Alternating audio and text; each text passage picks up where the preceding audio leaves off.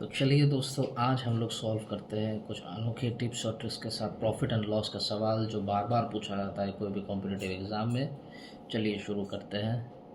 Tashu sold an article at a profit of, देखिए पहले इतना बड़ा सवाल पढ़ने से पहले देख लेते हैं कि कौन कौन लोग हैं। ताशु, माही, जॉनी और खुशी।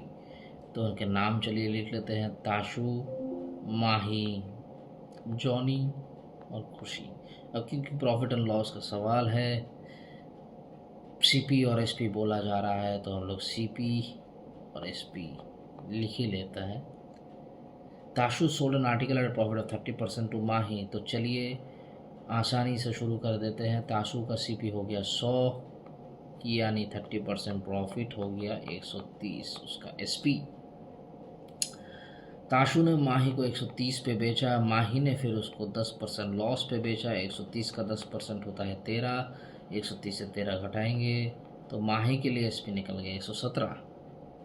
अब जॉनी ने खुशी को, ये नंबर जो दिया हुआ है 2691, इस पर हम लोग बाद में आएंगे। जॉनी ने खुशी को बेचा एट अ प्रॉफिट ऑफ 15%, यानी जॉनी का सीपी था 117, उसने खुशी को बेचा 15% प्रॉफिट पे, यानी 117 into 115/100,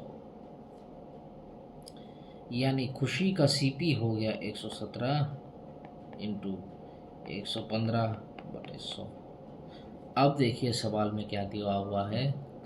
if Johnny sold the article to खुशी फॉर ₹2691, यानी खुशी का सीपी है 2691, जो कि 117 इंटू 115/100 का वैल्यू है 2691।